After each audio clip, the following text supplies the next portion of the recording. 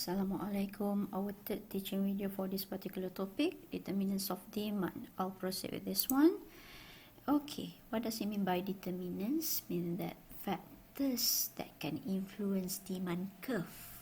Okay, so we have two here from two perspectives. First is the price factors. Okay, and the second one is non-price factors. Okay, price factors is the price of the good itself. Ada benda satu je dalam dia, price of the good itself. It will result in the movement along the demand curve. While for non-price factors, it is the factors beside the price of the good itself. Yang lagi tak, bila saya ajar my second teaching video tu, I've told you that beside the price of the product, sebenarnya ada banyak lagi factors yang boleh mempengaruhi demand curve. For example, quality of the product, the preference of the customer. Okay, so this is the other factors that can influence the demand curve yang kita nak belajar. Sebenarnya ada banyak lagi yang kita tak belajar, tapi ni antaranya yang 5 yang kita akan belajar. First adalah consumers income. Consumers ni adalah buyer, right? Pendapatan consumer akan influence demand curve. Kedua adalah taste and preference, cita rasa. Third is expectation of future price. Andaian harga pada waktu depan. For example, you nak beli kereta. Akhir tahun orang kata, tunggulah akhir tahun ada sale kan? Tu expectation of future price. And number of buyer, jumlah pembeli pun boleh mempengaruhi the demand curve. And next is advertisement, pengiklanan. Iklan ada kuasa yang besar mempengaruhi customer. And lastly, price of related good. Harga barang yang berkaitan dengan barang tersebut. Demand of that good, barang yang tersebut. Okay, here bear in mind, tolong bezakan price ni. This is future price. This is price of related goods. While this is price of the good itself. Kadang-kadang student nampak price je, tak nampak perbezaan. Ini harga masa depan. Ini barang itu sendiri. Ini barang yang berkaitan dengan barang itu. So different things. Okay guys. Alright. So determinants of demand. So you know that our demand curve is downward sloping, isn't it? Demand curve, downward sloping. For example, saya tulis demand for pen. Okay, demand curve, downward sloping. This is quantity, this is price. So I'm just sketching. So saya tak buatlah skala-skala di semua tu. Right. So these determinants of demand adalah factors yang boleh mempengaruhi demand ni. Dia boleh merubah bentuk demand curve ni. Bukan maksud saya merubah tu jadi concave ke, jadi convex. Tak. Maksudnya dia boleh memindahkan lokasi dia. Hopefully nanti you nampak lah macam mana. Alright. For example, these price factors, the demand curve itself won't go anywhere. Tak pergi mana. Dia static je, dua tempat yang sama. Cumanya dia akan menyebabkan movement along the demand curve. Perubahan di atas demand curve. Macam konsep opportunity cost chapter 1 tu. Okay, for example, kalau saya letak kat sini. This is RM1. This is RM2. Okay, so RM1 quantity, kalau lagi banyak ke sini, lagi besar lah kan, sebab saya reka je ni. Okay, ni 100. Kalau makin ke sini, makin berkurang. So, ni 50. So masa harga RM1 orang nak beli 100. Masa harga meningkat jadi RM2 orang nak beli 50 saja, dia akan berkurang kan. Okay. So price of the good itself, harga barang itu sendiri. Meaning that kalau I'm talking about the demand of pen, faktor yang akan menyebabkan dia naik turun atas demand curve ini adalah price of pen. Price of the good itself. If I'm talking about pen, price of pen lah. If I'm talking about chicken, dia akan jadi price of chicken. Okay, so this is as simple as the law of demand.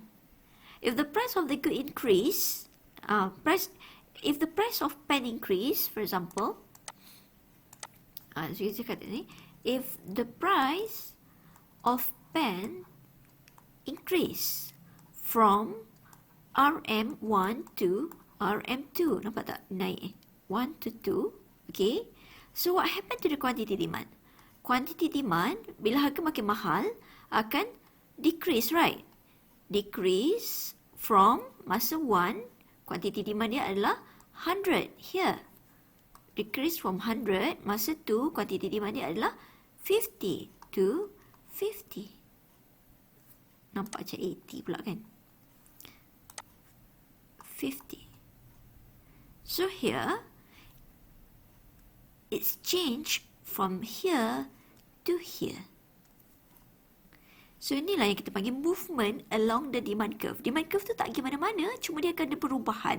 Saya kata macam konsep opportunity cost chapter 1. So here, when it change from here to here, ini ke atas. Ini yang kita panggil movement upward, ke atas, along the demand curve, sepanjang demand curve.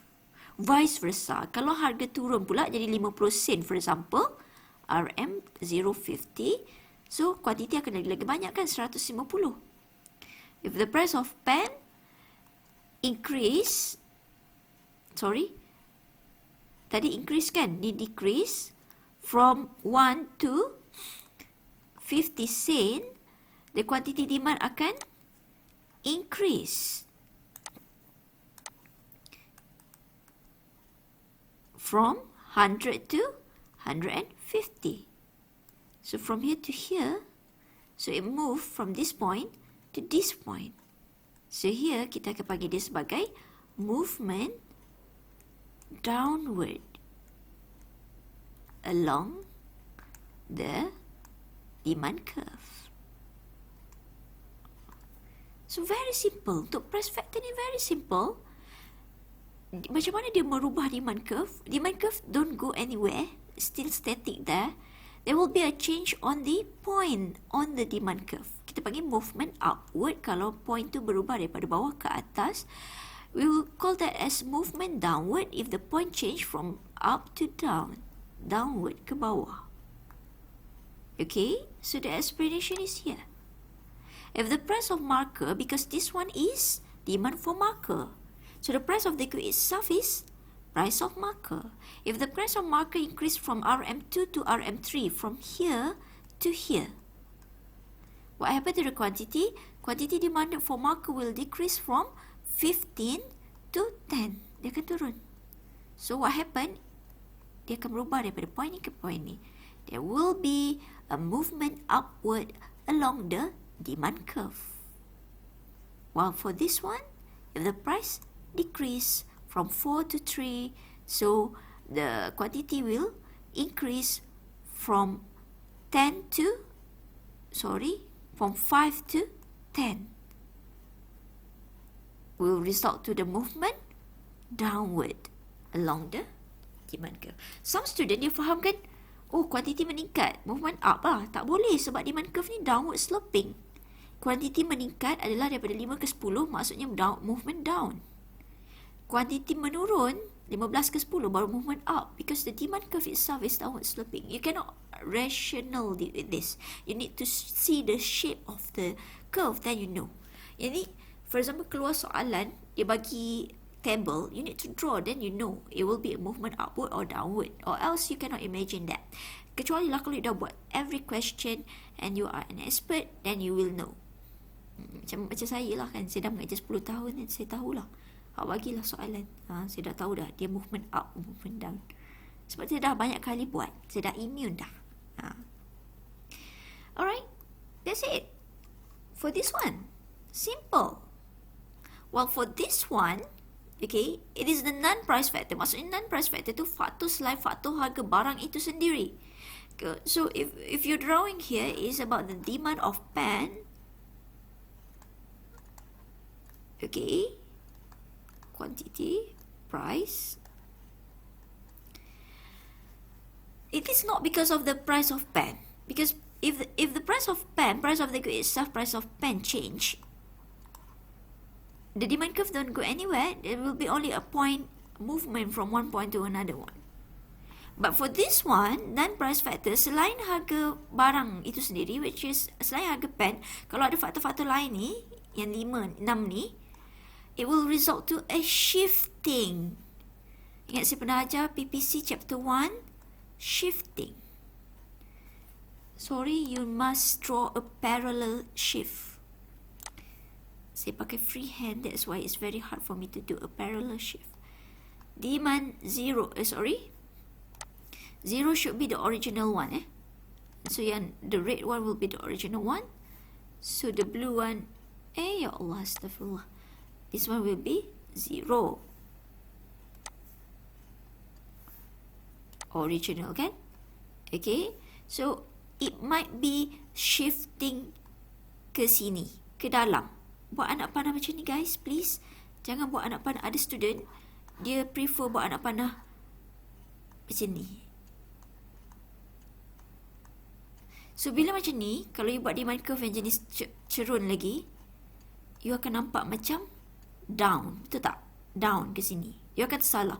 Down dengan up adalah movement. Kalau shift dia tak ada down dengan up. Shifting ni dia ada in and out sahaja. Sebab tu you kena ikut paksi bawah ni. Buat anak panah yang straight. So you nampak dia ke dalam, menghampiri 0. So this one you call as shifting inward. Okay, and then I'll change the color there. And then dia boleh jadi keluar. D2. Saya buat anak panah straight kak. Dia menjauhi kosong ke sana lagi. Menjadi kuantiti bertambah. Ini adalah shifting outward. Okay, out. Ni in. Ni up and down. Up and down is just for movement. Kalau shift in and out.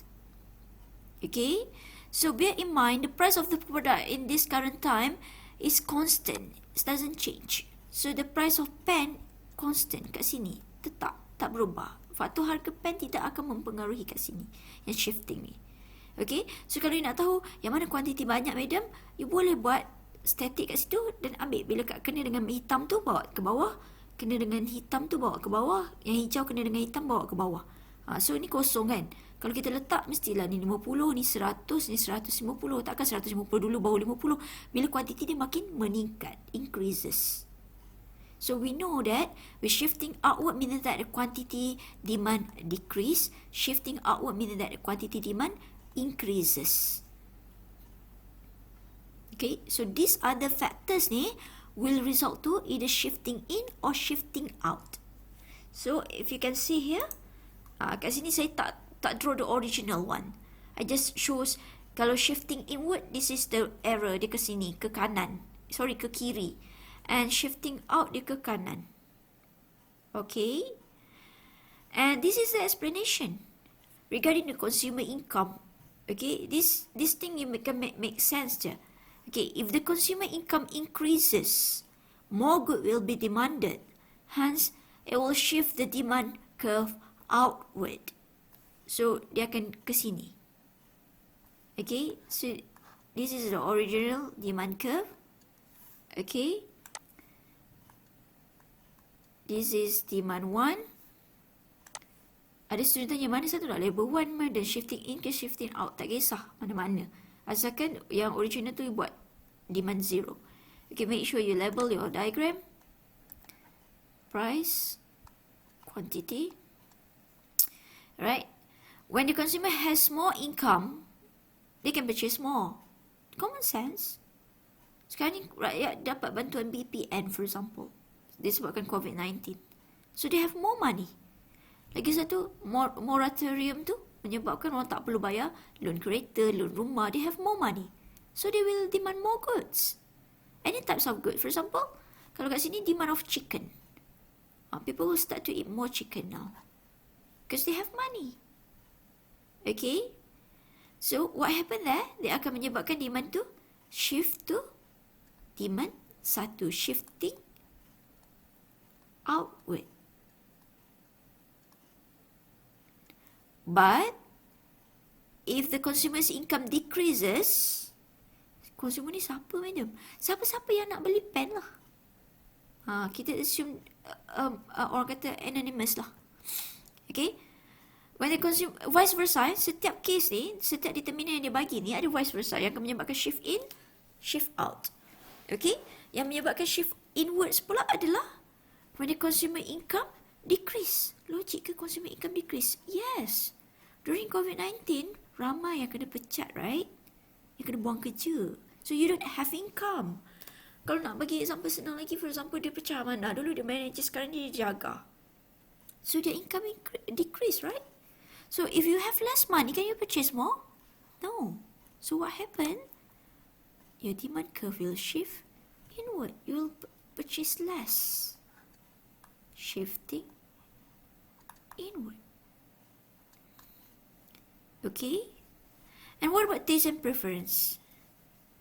If the product is not desired anymore, for example, produk tu dah outdated dah. Baju corak polka dot.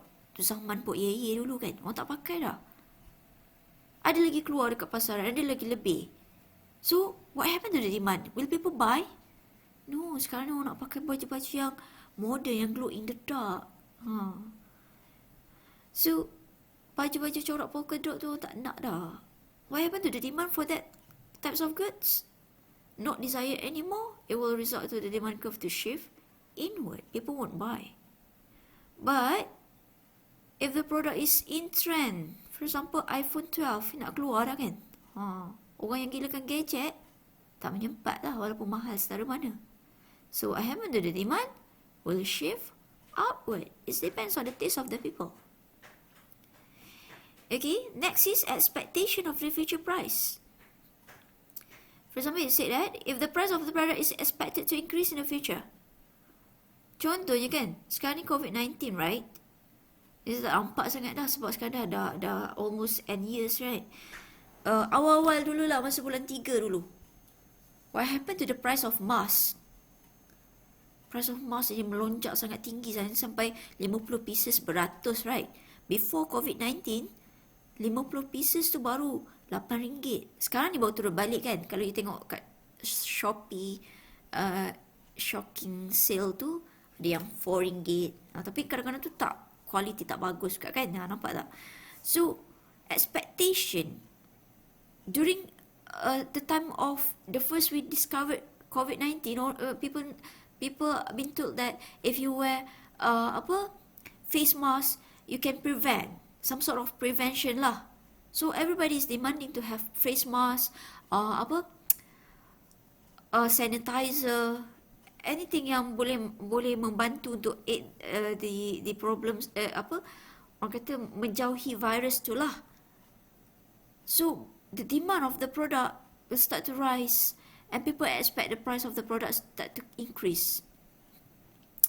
So when people is expecting the price of mask to increase in the future, what happened to the demand of mask now? Kita tengok relation with the demands of mask now, sekarang. Harga waktu depan, future price, how to relate to the demand nowadays. We have expectation that the price of mask will increase, right? So what will we do? We will buy now. So demand of mask will shift outward. Sebab dia tak nak tunggu masa depan. If you wait for the future, then the price of mask will be very expensive. We will go for the cheaper price, right? So we will buy now. Because we expect the price of the product to increase. Same goes orang kata, tahun depan confirm harga rumah naik. Sebab COVID-19 tak terkontrol dah. Dah gelombang ketiga dah. So what will you do? You baru berumah tangga, you mesti nak ada rumah sampai bila nak menyewa kan? You will buy now, this year. Demand rumah akan meningkat sekarang. Because people are expecting that the price of house will start to rise next year. Okay? But if we expect vice versa, if we expect the price of the product to decrease next month ke next week ke, what happened to the demand now? It will shift inward. People won't buy now. People will wait. Macam nak beli kereta lah kan, ni hujung tahun kan. Sekarang bulan 10. Orang kata bulan 12 akan ada sale yang banyak. You boleh rebate up until 30,000 certain car lah. So, 2 bulan je lagi. Wait lah. You expect the price of the car, expected future price of the car will decrease. So what happened to the demand of car now? Demand of car. It will shift inward. You won't buy now. You will wait. Okay? Expectation future price with demand nowadays. Jangan salah faham ya. Buat praktis soalan banyak-banyak. InsyaAllah you will be fine. Okay, next is numbers of buyer. If the number of buyer increases, more product will be demanded. Hence, it will shift the demand curve outward. Okay, for example, demand 0, demand 1, demand 2. Okay, price, quantity. Nampak tak? Every time I draw, I don't forget to write down this because diagram without labeling, dia tak ada maksud. Be careful sentiasa ingat. Okay, kalau keluar, this one, shifting outward. Kalau ke dalam, this one, shifting inward. Number of buyer. For example, here, this is demand of rice. Ada student tanya, for ke off? Depends lah. Okay. Demand of rice. All of a sudden, we have the migration of Indonesian worker in our country. Ramai orang masuk dalam negara kita. Sebab at least negara kita ada lagi boleh provide construction worker, work for them, right? So they came to our country. So meaning that number of buyer of rice will start to rise. Makin ramai lah. Sebab orang Indonesia pun makan nasi. So what happened to the demand of rice? It will shift outward. The more buyer we have, the demand for the product will shift upward. Vice versa, if the number of buyer decreases, for example, tsunami melanda, separuh rakyat Malaysia meninggal. Example, saya tak mendoakan. Okay? We don't have the population half hilang. So what happened to the demand of rice? Will shift inward. Less people will buy rice. What about advertisement? Pengiklanan. If the product is being advertised regularly, okay, for example, Kowe lah, for example, demand of Kowe product. Water filter dia. Lepas tu selalu masuk TV nampak kan. Lama-lama you akan rasa, bagus juga ada kuih, tak perlulah beli air mineral sentiasa, tak perlulah masak air. Beres dah, semua dah ada. Regularly advertise, especially kalau produk kecantikan tu, kalau artis lah. Regularly advertised by artists, automatically people will start to take interest on the product. Sampai nampak Nora Danish kan, pakai produk yang menyebabkan dia putih. Padahal Nora Danish tu tahu dah daripada azali dia adalah mix dan putih. Tapi you nak juga terpengaruh.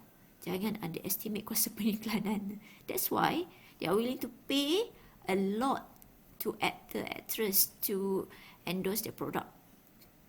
Because the power of advertisement is very strong. Okay? So product is regularly being advertised, automatically we expect the demand of the product will shift upward. More of the product will be demanded by the buyer. Tapi kalau produk tu is not well known, for example, you go to the supermarket, you nak beli coklat kan, ada Ferrero Rocher, ada Daim, ada apa nama, saya tak minat mana coklat, saya tak tahu, Snickers ke for example, tiba-tiba you nampak coklat yang bernama Mimi. Lepas tu tanya kawan, have you heard about Mimi's chocolate? No, I don't know. So kawan tu bertanya, you pernah tengok iklan tu produk bernama Mimi? No. So apa yang you rasa? Sedap ke tak Mimi ni? Kalau beli kan tak sedap kan, basi. Kan kita nak best value of our money, right? So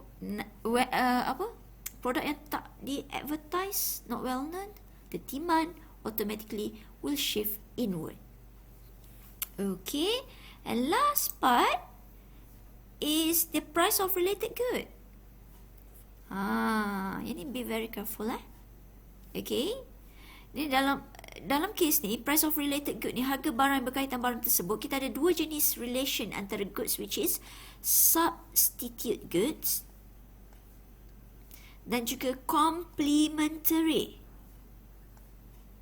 goods. This is not complementary dalam types of good yang Islamik tu, hajiah tu, bukan, not this one.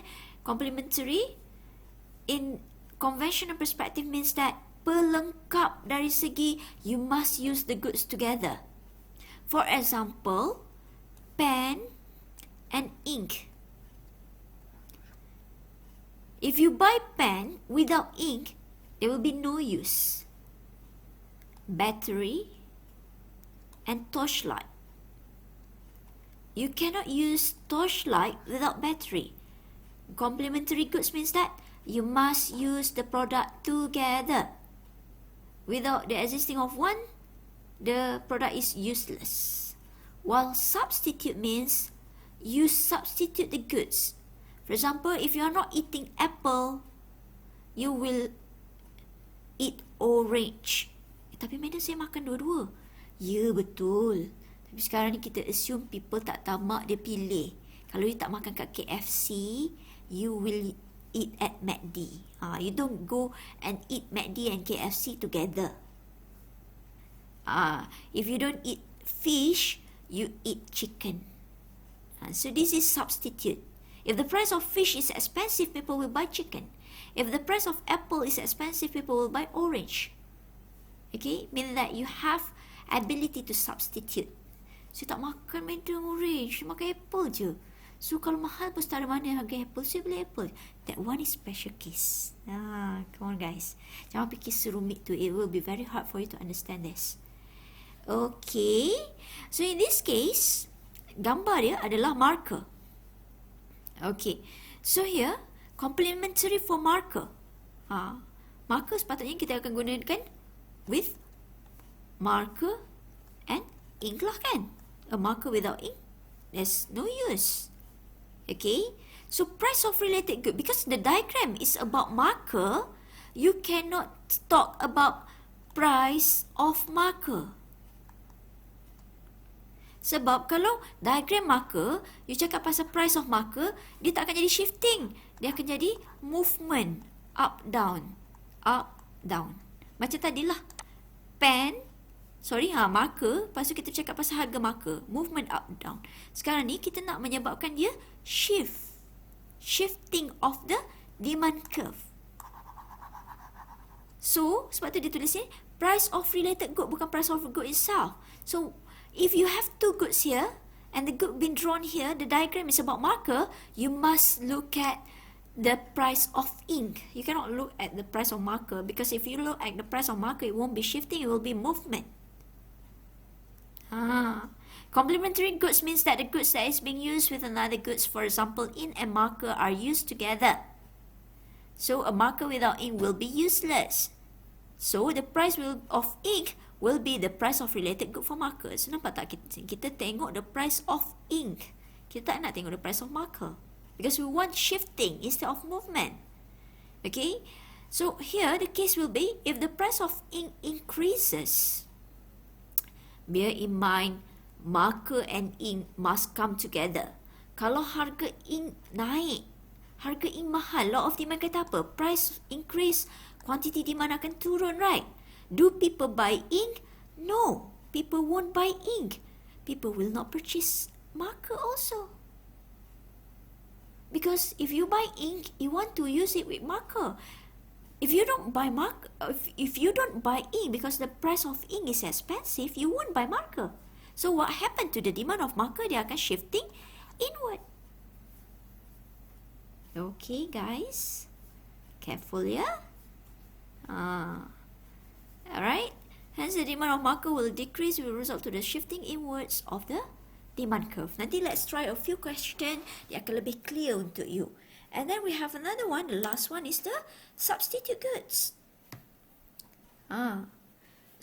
Dia pakai same case example, which is marker. Mean that price of related good, you cannot look at the price of marker. You kena tengok barang yang substitute untuk marker. So substitute bagi marker apa? Kalau you tak guna marker untuk menulis, you will use, dalam case ni bagi apa? Pen. Tak apalah, walaupun tak berapa nak logik kan. Pen and marker. If you don't use marker, ni lebih kepada Sharpie lah kot. Macam marker untuk menulis buat nota. Okay, if you don't use marker, you will substitute to pen. Substitute means the good is not used together. For example, pen and marker are substitute. Okay, so the price of pen will be the price of related goods of marker. You cannot look at the price of marker sebab demand of marker dah ni. You kena tengok ni, harga pen. So what happened here, bila dia kata, if the price of pen decrease, harga pen murah ni. Law of demand say apa? When price increase, quantity demand akan meningkat, right? So you will buy pen or not? People will start buying pen. And pen and marker are substitute. If you are buying pen, you won't buy marker. You ganti kan? Kalau tak makan ikan, you makan je ayam. Kalau ikan mahal, you akan beli ayam. So apa yang berlaku pada demand ayam? Demand ayam akan shifting outward. The case here, harga pen murah, orang akan beli pen. So what happened to the demand of marker? People won't buy marker. So akan shifting inward. Okay? So tolong cuba baca dan fahamkan. Okay? Let's look at the past year's question. I'm not sure what happened here. Okay. Alright.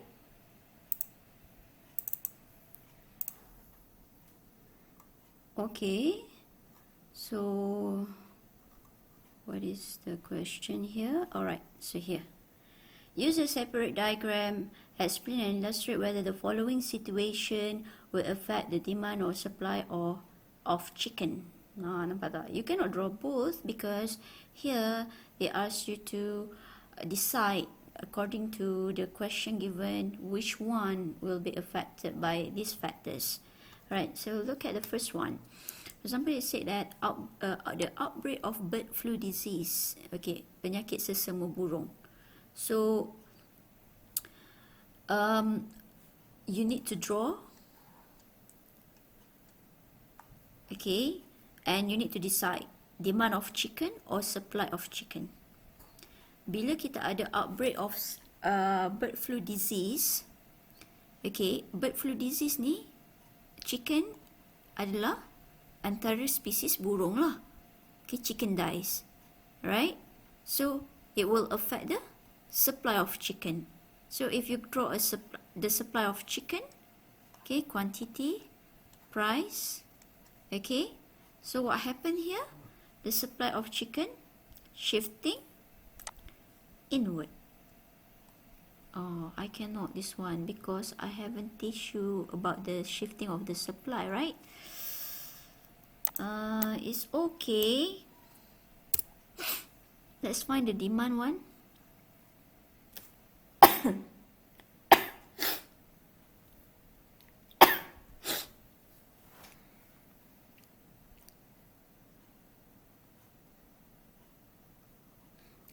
Tapi I can explain about this question. For example, after you have plot the demand and supply curve, why don't we try this type of question first before we go with the shifting? After I finished teaching the supply shifting, then let's go with the question, because it's a bit hard because the question sometimes they mix between the demand and supply. So I haven't teach supply, then I show you how to answer the question. It will be very confusing for you. So we can try this one, this type of question. For example, and after you have plot the demand and supply curve here, and then you have already determined the price and quantity equilibrium. The B question, an increase in the price of fertilizer and pesticide causes the supply of durian to decline by 10 kg at every price level. So here, you nampak kat sini, yang dia bagi tahu efek dia adalah fertilizer and pesticide. So ni adalah, saya tak tahu nak panggil bahasa Melayu dia apa. Fertilizer ni baja dan juga racun serangga. Okay, bila naik harga, dia akan menyebabkan kos menghasilkan durian meningkat. Okay, because it relates to the seller lah kan. Pembeli tak kisah pun pasal fertilizer, bukan kita tanam durian, right? So causes the supply, dia bagi dah keywords kat sini, supply of durian to decline by 10 kg at every price level. So here, quantity supply you dah ada dalam kotak kan. Dia akan kata kat sini, on the same diagram, plot the new supply curve. So you already plot in the graph paper. What should you do is, you need another supply curve. So this is the original. Kenapa pula dia tak nak ni? Biasa boleh je draw, kadang-kadang tak nak draw pula. Okay, this is the original. Alright, so equilibrium is 30, right? Supply, demand, price equilibrium 30, 6 ringgit. 6 ringgit, and quantity equilibrium is 30. Price, quantity. You kena draw lah, sebab saya tak ada kertas graph. It's very dia akan very slow lah kalau saya nak kena plot satu-satu tunjuk kat you all. Okay, here this is the price equilibrium, this is quantity equilibrium. So dia kata we need another supply curve. Ini yang menyebabkan supply curve shift lah ni. Okay, decline, menurun. Okay, so you tak boleh main letak je supply curve turun. Tapi ramai student dia confuse supply curve turun belah sini. Dia menghampiri kosong ke sana belah sini. Okay. What should you do is, you should minus by 10.